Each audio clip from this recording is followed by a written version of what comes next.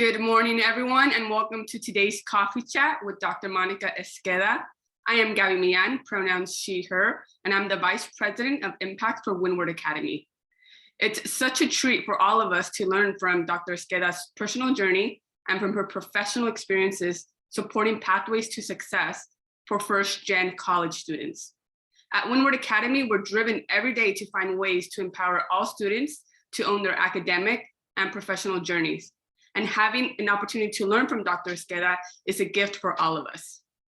On behalf of Windward Academy and our incredible nonprofit partners, the Teen Rise Foundation and Carol Kimmelman Athletic and Academic Campus, we're thrilled to host today's Q&A with Dr. Esqueda. We also want to extend a special shout out and welcome to Mr. Hara's students at Mar Vista, whoop whoop, and Mr. G's and Mrs. Sparks students at San Isidro High School. We're thrilled you're joining us today. Before we begin, I'd like to share a little more information about Dr. Esqueda. We will also put a link in her her bio in the chat so you can read more about her. Dr. Esqueda is currently the program manager for a national fellowship program focused on advancing innovation and leadership in healthcare and nursing education. She was the inaugural equity advisor for the Office of Undergraduate Education at UC Davis, where she worked to advance diversity, equity, and inclusion across undergrad courses, academic programs, and departments. Dr. Esqueda has so much incredible experience in higher ed. She worked in student affairs at UC San Diego. She worked in undergrad admissions at University of Washington. She supported college access programs in San Diego and the Imperial Valley. And she prepared higher education leaders to become faculty members. As we can all see and appreciate, Dr. Esqueda has the background to provide all of us with such rich information based on her experiences in these various roles. We couldn't be more excited to share this time with her. I'd like to also remind all of you that what will make today's extra special is when you engage with the conversation and ask questions. So please be sure to submit your questions in the chat at any time during today's talk so we can ask Dr. Esqueda your questions during the open Q&A, which will happen towards the end of this conversation. I'd now like to welcome Dr. Esqueda to turn on her camera and microphone to join us. Good morning, Dr. Esqueda. Thank you again for being with us and our students today.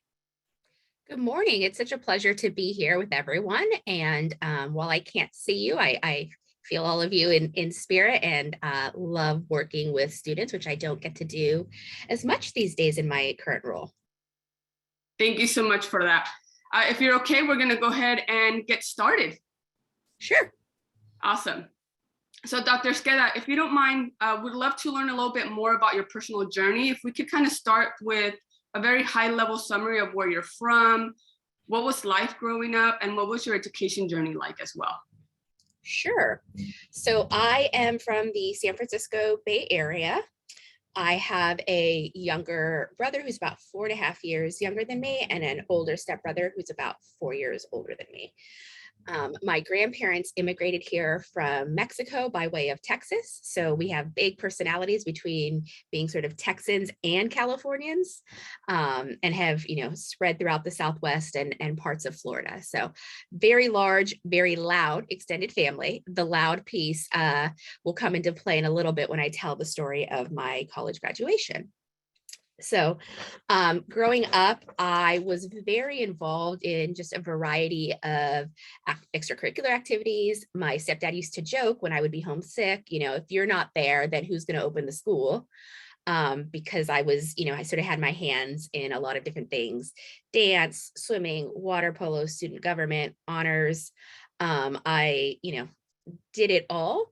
That's not to say everybody has to do it all. Like, I think if you're passionate about a couple of things and that is what you sort of focus your time and energy on, I think that is a great experience as well. It's really about just knowing yourself and understanding the things that drive you, because that's really what pushes you through sort of challenging times.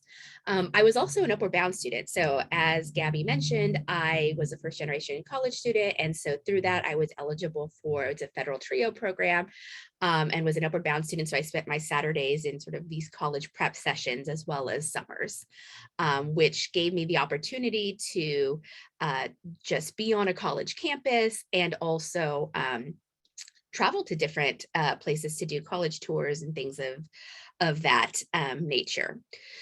So as I mentioned, I was the first in my family to attend and graduate college, at least from my sort of immediate family, grandparents down. So my college graduation, everybody came down from the Bay Area. I went to UC San Diego. So I had 40 people at my graduation. They were there bright and early in the morning with a cooler full of chorizo burritos that they then started handing out to people. So my family was really popular at that particular event because there was no other food anywhere, and they had thought ahead with that one. So that was fun. Was able to scale it down for my master's and PhD actual ceremonies. But my parents treated my PhD graduation party like it was a wedding. So, I asked to send out the invites so that it would not get out of control. And they sent me a list of about 300 people. I'm not married, so I feel like they thought that this was like, their big party. But it ended up being about the size of what I consider in a Latino family to be a medium-sized wedding, but what other people consider to be a very large wedding. So, but it was a lot of fun. They were very, very proud. It was such a group accomplishment, right? Because nobody does anything individually. And so, it was just so nice to be able to celebrate that with my entire family. So that's just kind of a little bit about my educational background and pathways and my life growing up. I could smell those chorizo burritos. They were awesome. They were. I Sure didn't get one until later, but even cold, they were good. Dr. Esqueda, you have a really impressive education journey through undergrad, master's, and PhD, and I could understand why your family celebrated huge during your PhD. I'm sure that wasn't without any challenges. Do you mind sharing some challenges you faced as a first-generation student and how you navigated those challenges? Who or what gave you the confidence to tackle those challenges? So I think so much of it was just not knowing these pathways. With the pathway to college, again, I mentioned I was in an Upward Bound program. I was in a high school that served a lot of first-gen students. And so the preparation to navigate that pathway into college, I think the support was there. I also was one of the only Latino students that was in an all honors curriculum in my high school. So, there was a lot of extra attention, but also extra pressure to be successful, because I was the student that they sort of, trotted out during, visits from accreditation bodies or, any sort of guest that we had, which was, an honor, but also then you sort of felt this added level of pressure to do well because there was this additional investment. And so, my high school teachers and mentors, I think were key, but also family friends growing up. So my parents, my mom and my stepdad both work in sort of the medical healthcare space. And so growing up, they, as Latino parents do, brag about their kids to their friends and colleagues, not necessarily to you, but to their friends and colleagues. And so, I grew up when, I would go visit my parents or stop in after school or, what have you. And there were doctors on site. So I was able to interact with them and they were just very encouraging and very supportive. My parents were friends with folks who were social workers and different things who had graduate education. And so, they were always very encouraging and made it clear, you're going to go on to do great things. And so that support from family friends and also from family members who, even though they didn't know how to help me in terms of navigating the pathway, they were always there to encourage me, whether it was like, here, Mija, here's like $20. Why don't you take yourself out to dinner? This was like 10 years ago. So, you could get something for $20, or, just, calling to see how I was doing, just the little things that they could do to provide that support. And then once I got to college, I actually decided to join a Greek letter organization. And a lot of my sorority sisters, had parents that had attended college. And so their parents really had provided a lot of support and mentorship in terms of how do you navigate college? How do you navigate grad school? What do you want to do? I worked on campus, which was huge. And I definitely encourage anyone that is able to work on campus. It's a great way of making connections. And also got some great mentorship through there. I had no idea, when you think about education as a field, you're like, oh, okay, being a teacher. And that's sort of what but there are so many things in the field of education that one can pursue.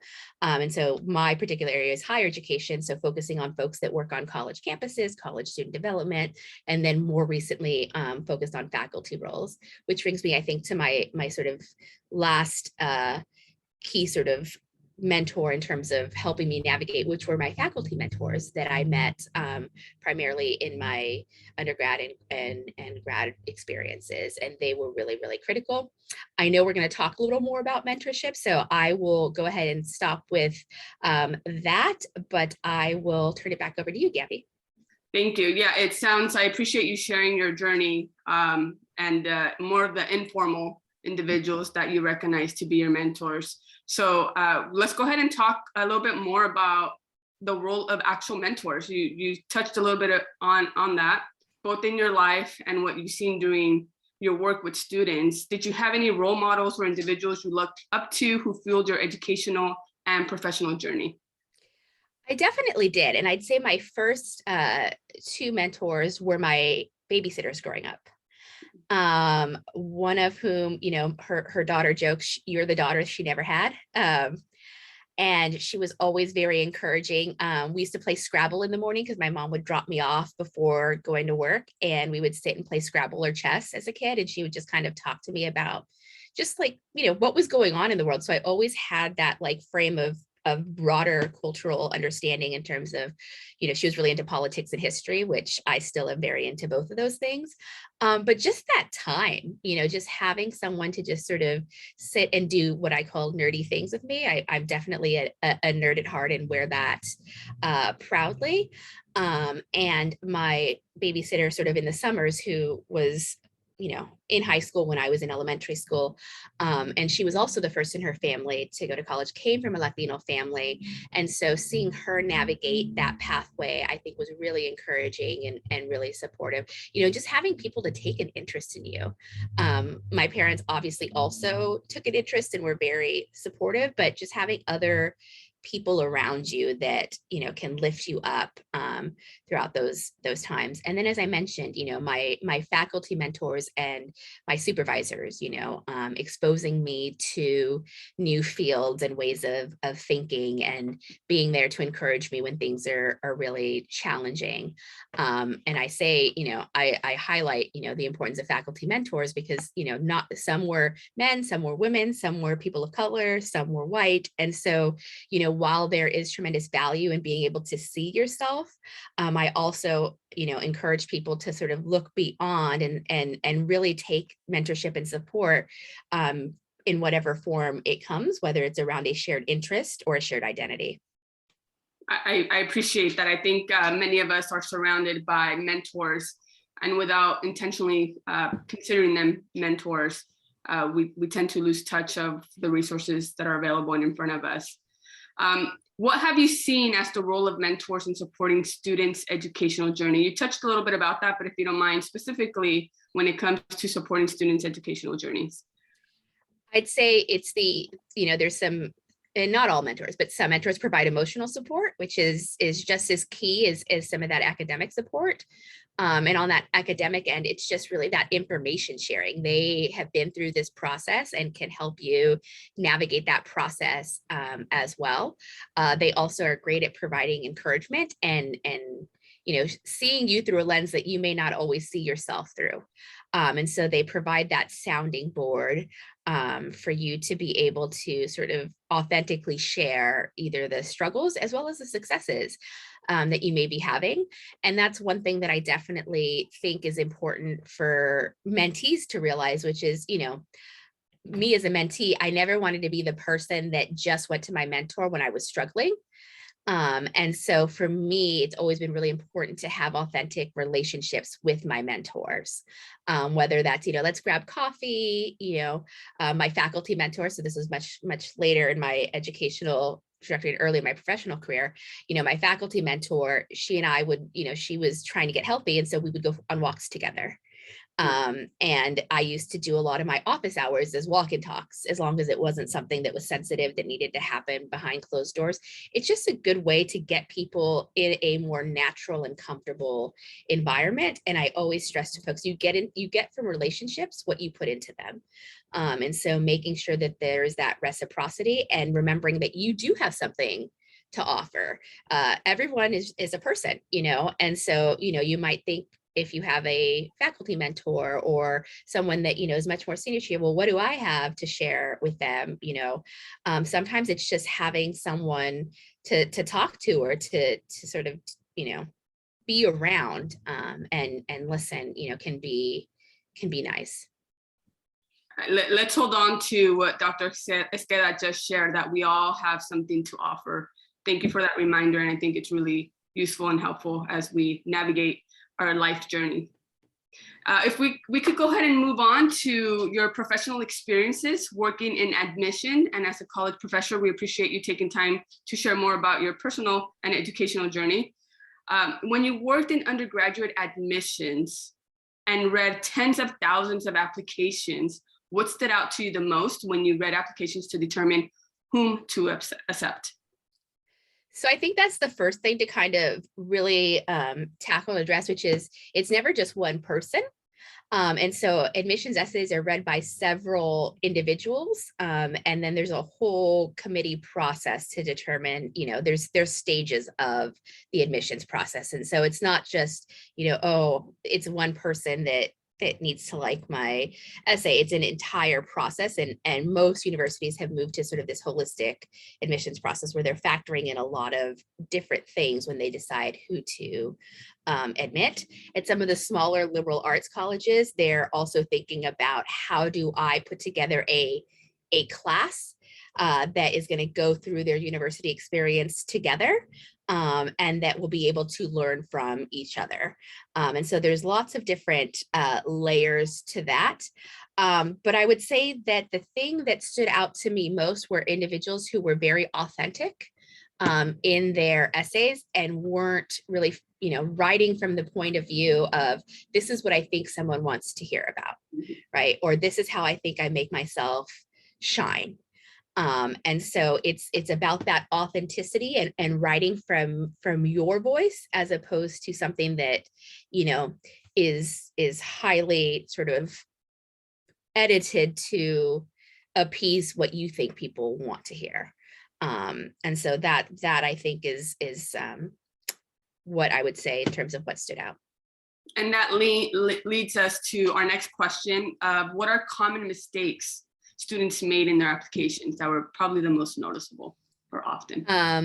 So one was, again, writing to sort of what they thought was, the acceptable answer. And so not writing in their own voice. The other was, when it was clear that something was like a first draft and you're like, these ideas aren't really fleshed out, or there were just really bad typos that made it difficult to just focus on the story. And so, while it's important to, not over edit, also you need to do some editing to make sure it's a cohesive story. And what I would say, because this is, such a holistic process and multiple individuals are reading it, try it out with different folks, right? Whether, and again, this gets back to, family members or others who may not have that college experience, but they, can provide just as much feedback on, is this an authentic story? Does this sound like me? They know you. You know, do you understand like the points that I'm trying to make? And it's a way to also, I think, include them. I think so often, particularly, you know, my parents didn't know how to help me. And looking back, I wish that this was probably a way that I could have included them in the process, you know, and really said, you know, I just want to make sure this sounds like me and you know me. And so, you know, let me read my essay out to you. Reading it aloud also, I think, helps you figure out, like, is this my authentic voice? And it's a great way to catch typos because you'll be reading it and you're like, wait, that's not quite right. Thank you for all that valuable information. With so many stories and essays that you came across, do you mind sharing a story a student shared in an essay that you still remember to this day? So I won't share the story per se for confidentiality reasons, but I can tell you what about it made it stand out and made me remember. So lots of vivid imagery. So I really felt like I was there. And then the other piece of it was that they started with the punchline or the point. So I'm going to use a metaphor that I used to use with my students that I think sometimes runs counter to the way we're initially taught to write, which is, you know, you read a story and it sort of all leads up to that climax and then the conclusion. When you're trying to communicate information in a tiny amount of space, you really have to start with the punchline. And I say the punchline specifically because, you know, this is the difference. Good academic writing or good writing, as you sort of continue to evolve, there's a difference between telling a joke where you're sort of leading up to the point and the punchline versus doing a stand-up set, where you really start with the punchline and then you kind of, you know, tell this whole story and you come back and end with the punchline, and then everything you said suddenly takes on additional meaning and makes sense. So, you know, that I think is a metaphor that has resonated with students over time because it's something that they can kind of see. They're like, oh, that's right. You like a good stand-up really does start with that point, and then they're telling these stories and you're like, where's this going? And then they end on I now see how all of this was just kind of a retelling of the story. So I think those that was sort of the element of that essay as well, where they really started with, you know, this vivid imagery. I was in this scene. I wasn't quite sure what was going on. And then a couple sentences later, I'm like, oh, and then, you know, it just continues to build from there. So yeah, I think that was to this day is one of the most memorable stories. The other memorable one, and this one I don't mind. Well, I won't share details specifically, but they had made up a very tragic story that I knew was made up because like it was essentially the details of a news story, like something that they had seen on the news, and things just didn't add up. And like that was really offensive in terms of sort of trying to capitalize on someone else's grief. Again, that's sticking to your authentic voice and your own personal experiences. And it kind of ties in what you just shared right now, really ties in what you mentioned earlier of your authentic voice, reading it out loud, utilizing your mentors and not submitting your draft, right? Making sure that it goes through various different perspectives and edits as well. We're going to go ahead and move forward and talk a little bit about just college insights. With so many resources available when pursuing a college career, many students can find themselves feeling overwhelmed, including myself. I recall as a first-gen student as well, starting college and trying to understand how to navigate the system and even just the campus for that matter, not knowing what to ask or who to ask. Do you have any advice for those finding themselves a bit confused at times? I think my big pieces of advice are, it's okay to ask for help. And you should definitely ask for help, ask questions. You know, it's okay to feel overwhelmed, but, you know, try not to get stuck in that place. And sometimes if it's just like, okay, what am I going to do today? What are the 3 steps that I need to take, or what are the actions I need to take, and writing it down, that can be really helpful because then there's just a plan.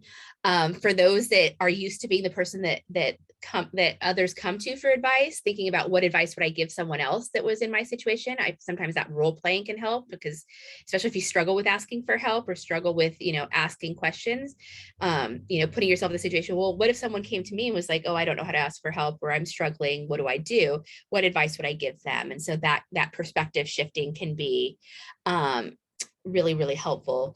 But just remembering that it's all a process. It's okay to not know. It's okay to change your mind.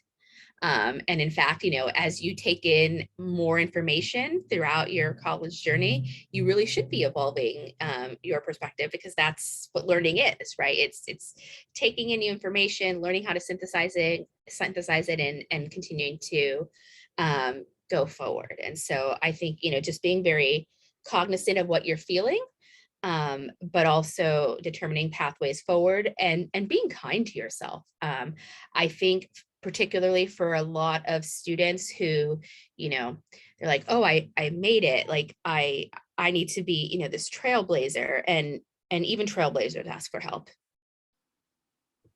I agree. We all need help. Asking for help definitely has placed me where I'm at right now.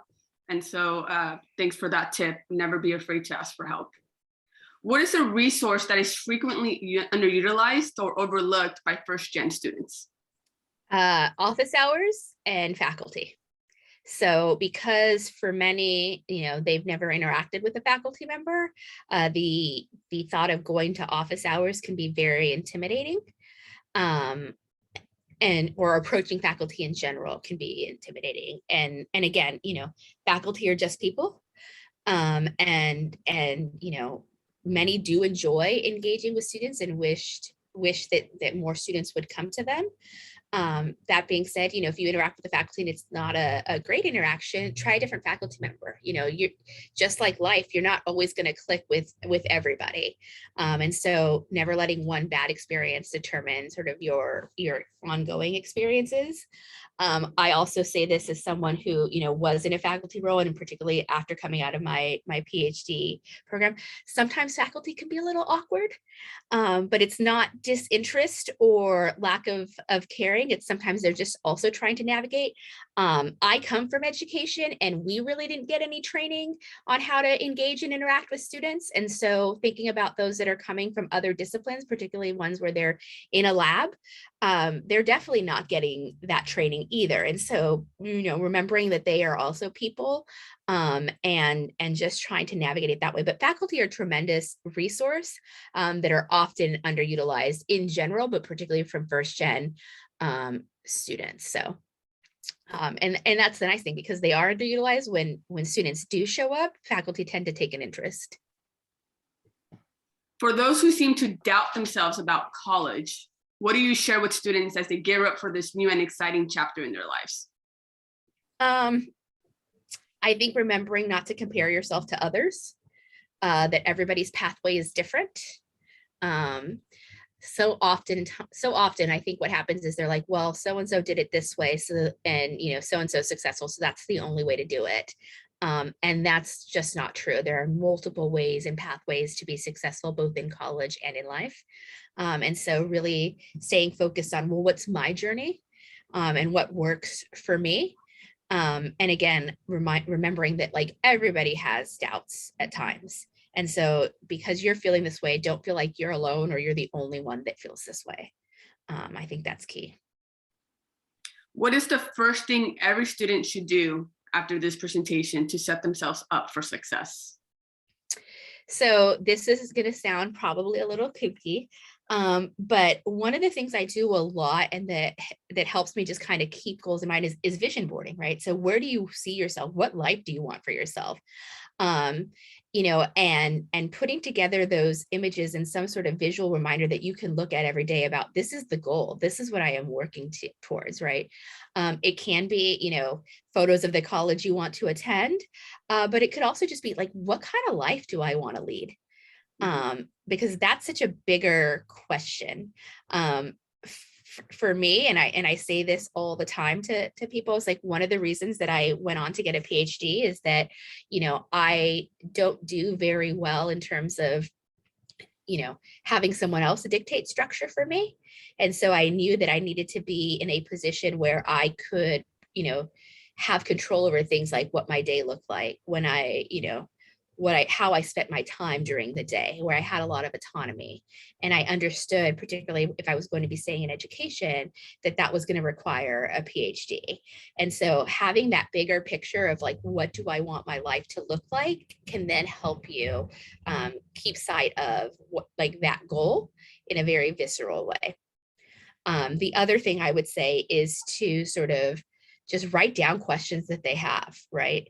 Write down questions that they have so that they can, remember, like, so that they don't forget to get them answered, right? And so I think that's a huge piece. And the other is to just kind of take stock and look at all the wonderful people that they have around them that are supportive and encouraging, that they might be able to go to for different kinds of support. Like I said, not everyone is going to be able to provide that academic mentorship or academic information, but everybody can offer various forms of support. Thank you for that. We're going to go ahead and request for any questions to be placed into the chat. We'll go ahead and give everybody an opportunity to type in any questions regarding undergrad admissions, college resource, mentorship, anything that you could think of that will support your journey for a successful career in college. We are open to answer. Dr. Esqueda, we have a question. Is there anything you'll tell your 16-year-old self that would have been game-changing? So if you could look back when you're 16, what would you tell yourself? To not worry as much and to cut myself some slack. I am a very anxious person because I'm a very anxious person, and I'm also a perfectionist. And so I just always felt like I have to be the best. I have to do X, Y, Z, and, take a breath, be kind to yourself, and don't worry about these smaller things. It's all going to work out. And one setback doesn't mean failure. It's just a setback. We have another question. Does activities outside of school count? In terms of extra, so like if you were involved with like a youth group in a community organization or those kinds of things. So it does get looked at overall in terms of your involvement, because there are different ways to be involved, and people are involved in different ways based off of their circumstances. So I had a really good friend that wasn't involved in extracurriculars at school because her parents, felt like, well, I don't know these people, but was very involved in sort of a community-based youth group. And thinking of it not so much as does it count as like, what is the experience? What are the skill sets? What is the knowledge that I'm gaining from this? And or why is this something that I'm passionate about? Why does it bring me joy? Okay. And this is a very valid question, and I think it would be good for us to provide a definition for our students. What is an undergrad? An undergrad, yes. So an undergrad, so the first 4 years of college, so when you're working towards your bachelor's degree, you're considered an undergraduate. And so it used to be, your college freshman, sophomore, because college takes different times for everybody, depending on what major are you, what are the course requirements.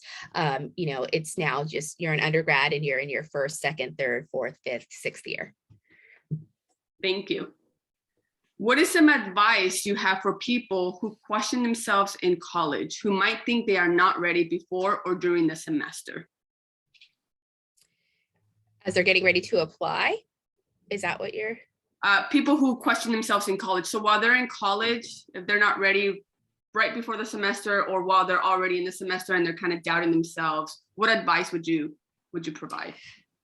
I would say to reach out to your major advisor or your undergraduate advisor to find out what types of, if it's a question of, I feel like I just need some additional academic support, to see what resources are available. A lot of times there are tutoring and other kinds of enrichment services that are available for free. And so getting connected with those. If you're in a situation where there's something else going on in your life and you're like, I don't know what to do. So I had a situation in my undergrad where, we were dealing with a roommate who was experiencing a mental health crisis, and that severely impacted my ability to do well in school. And so, needing to figure out, okay, what do I do? Like, what are my options? Because there are options, ranging from, do I need to take an incomplete? Do I need to, withdraw from the course and just sort of, basically like take the grade without it hitting. So when you withdraw from a course late in the semester, it shows up as a withdrawal, which means you went through the course and for whatever reason you had to withdraw. And so it doesn't affect your GPA, but it does indicate that you sort of went through the course. And so I think just reaching out to find out what your options are, and how you navigate that path forward. So it goes back to what you shared with us earlier of utilizing resources, asking for help, and not being afraid or intimidated to seek faculty support. We do have a question from Mrs. Sparks' students. What would you have told yourself, very similar to the previous question, but specifically, what would you have told yourself when you were in high school about what you would have done differently to get to college? What would I have told myself in high school? What would I have done differently in college? So what would you have done to get to college? So I think one thing that I would have done differently, that's a tough one. It's a good question.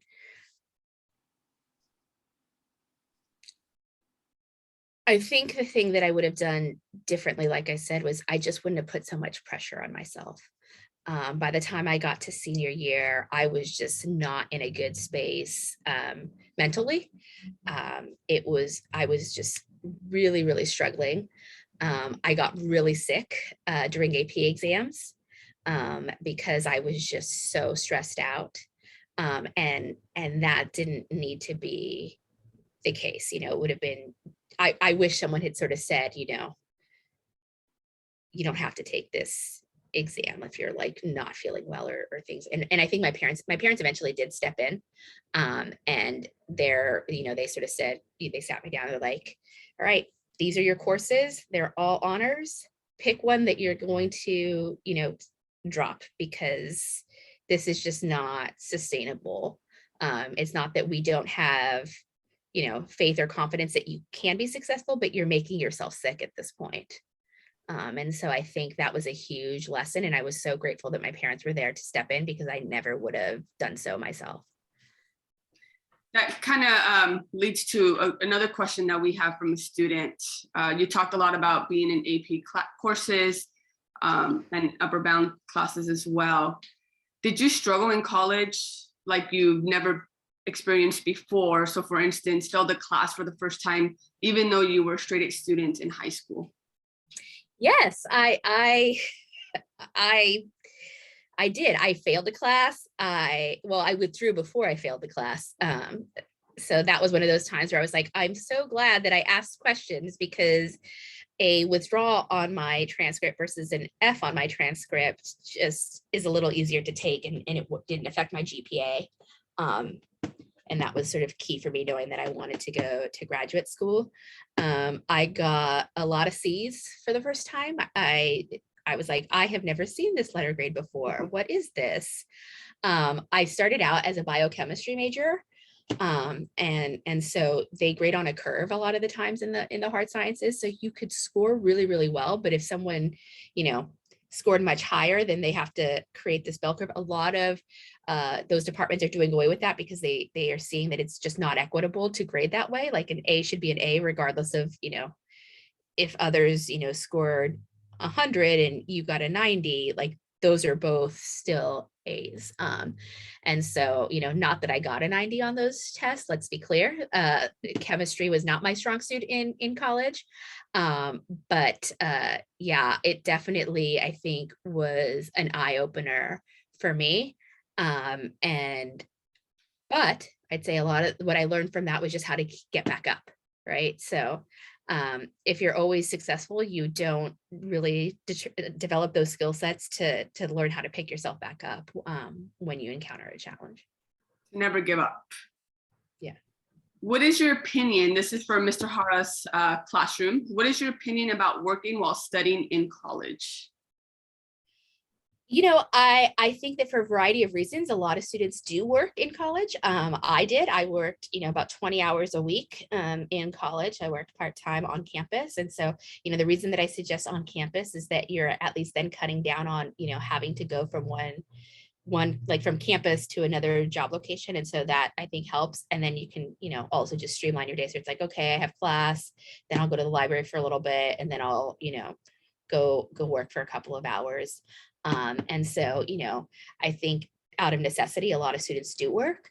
I think it also is to your advantage to work when you then enter the job market, because if you enter the job market and have no skill sets to speak of, or no experience, that can be challenging as well. And I think it's become so commonplace for students to be working that employers, I think, would sort of be taken aback in terms of, even if it was an internship, like they want to see something in terms of, this person was able to show up every day and commit to that. And so I think it happens a lot. I know that some individuals are in a position where they are having to work full-time and go to school full-time, which can be challenging. And what I say to those folks is, if that means that, if you have to work full-time, because that is something that for a variety of reasons is just your reality, that, if at any point it is not sustainable for you to go to school full-time, that it's also okay to, okay, there's a semester where I need to go part-time in school so that I can, be able to work full-time. I would say, again, meeting with your major advisor and your, like other resources on campus to find out how this will affect things like financial aid potentially, or what other options you might have. Because again, you might be working full-time off campus and they might say, oh, well, have you thought about doing work study? And, oh, we have this scholarship that is available.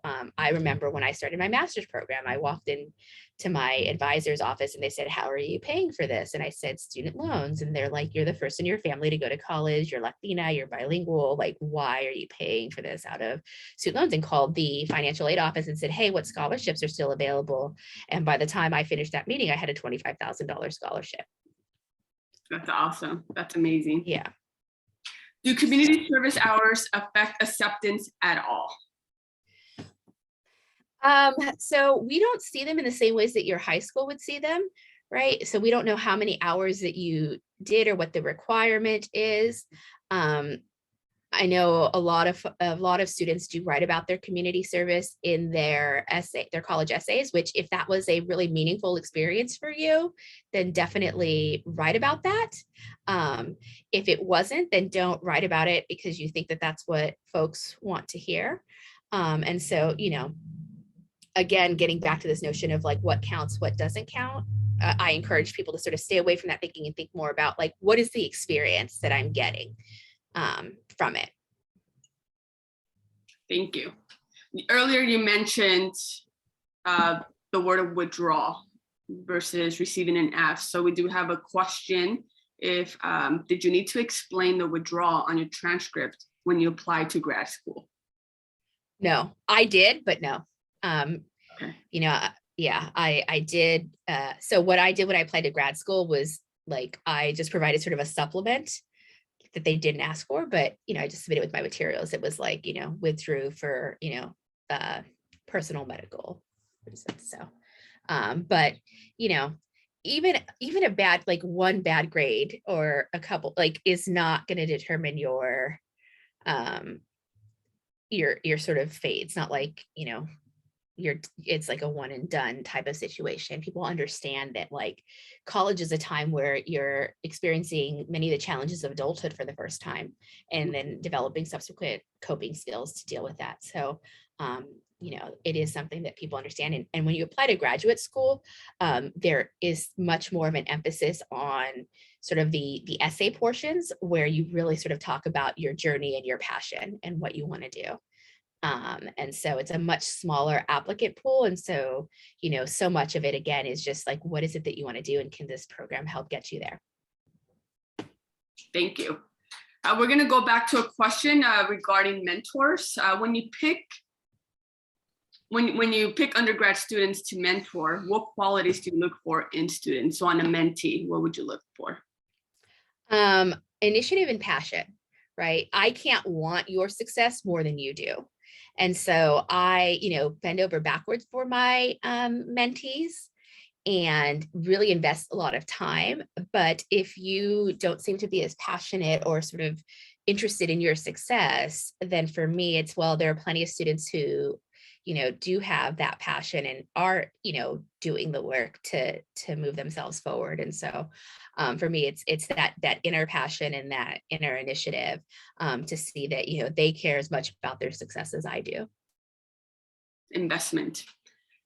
Yeah. So question from the chat. Did you live on or off campus? You mentioned you're from the Bay Area. You came to San Diego for your bachelor's, I believe. Mm-hmm. In-state, out-of-state, what is difficult to be on your own if you moved away from college? And what would you have rather stayed home looking back at it now? So remember that very large, very loud family I told you about? I definitely do not regret my decision to go away for college. I think it allowed me to establish my own independence. And actually, I was away from the Bay Area for about 15 years. So when I came back, yes, I would come back for holidays and whatnot. I really had to establish some boundaries and get to know my family as an adult, right? And so I'd say for the first 1 or 2 years, it was a little tricky. Because when I would come back from school, my family would always talk to me about the weather. It was as if like I had gone away to school and became this different person and was not the same person that, I was before I went to college. And so, there was a little bit of that adjustment period, but it was also really nice to then be able to form adult relationships with my relatives and extended family. Loved living in San Diego, being from the Bay Area, absolutely loved it. And I think, like I said, it gave me that independence. Being out of state, for school, I was in Washington for about 2 years. That was still sort of a direct flight and pretty easy to get to and from. I'd say where I struggled the most was when I was living across the country from my family. So I was a faculty member in Virginia, and that was really, really challenging between navigating the time difference and other kinds of things. And so I think, really knowing yourself and knowing what you're ready for at what time. So for me, I knew that I could, I wasn't ready to leave the state as an undergrad, but I went about as far away from, home as I could without leaving the state, left the state for my master's program, because I was like, okay, I know how to live on my own. I can do these things. And so left the state and then came back for my PhD program. Was living in Los Angeles. So, I had family in LA and I also had family in the Bay Area. And I knew that that was going to be a very intense time and that it was going to be important to have that family support. I also knew that as a faculty member, you kind of take a job wherever you get it. So for me, it was like a last opportunity, at least during that time, to be around my family, especially family that was getting older. So great grandparents. And so those were kind of the ways and the decisions that I made. I had friends who, stayed closer to home because financially that was what needed to happen. They essentially looked at the college options around them and were like, okay, what's the best institution that I can, attend within this local area, and I'm gonna go for it. And I know that this wasn't a question, but it's something I do want to touch on. So there's this phenomenon called undermatch. That happens a lot, particularly with like first generation college students or students of color, where because they see these images of these elite institutions and don't see themselves there, they don't even apply, even though they meet the criteria and the admissions criteria would be a phenomenal applicant and a phenomenal student. But because they don't think that those types of institutions are for them, they don't apply and end up going to an institution that perhaps they think like, oh, well, I'm probably going to get in, it's less selective. And that's okay. It's definitely okay if that's something that, you know, again, for either financial reasons or, you know, that's just where your heart is to do. But don't sell yourself short because you don't currently see people that look like you or that have your life experiences on these college campuses. Someone has to be the first. And or, you know, a lot of these institutions are really trying to diversify, but they need applicants to do that. I think I could relate to the beginning of the conversation when you mentioned setting boundaries and making that decision to move away.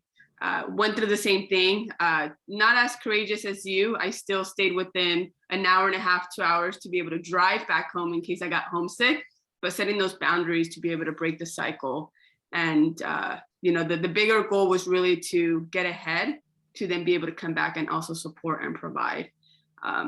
So thank you for sharing your personal experience. If any students have any additional questions, just a reminder, please use the chat. We'd love to be able to ask Dr. Esqueda some questions. We do still have a couple questions for her, but if you have any more, feel free to put them in the chat. Dr. Esqueda, is there anything you recommend we should do during college to best equip us for life after college? I would say setting some structure and routine, learning how to do that is critical. It's the first time that you'll have to set that structure for yourself, because obviously when you're in, you know, high school, that's your schedule is pretty set for you. And so learning how to set up those routines and schedules on your own, learning how to cook. I did not know how to cook when I got to college. I did not know how to cook until very recently. And that was, you know, again, coming from a large Latino family where you're the oldest daughter, you're the oldest grandchild. My grandmother was horrified that I could not fry an egg until I was 30 years old. And so, you know, learning how to cook for a couple of reasons. One, it's a healthier option if you know what's going into your food, but it's also a great way to save money. And you may be living in places. So when I lived in Virginia, if I wanted Mexican food, I was making it.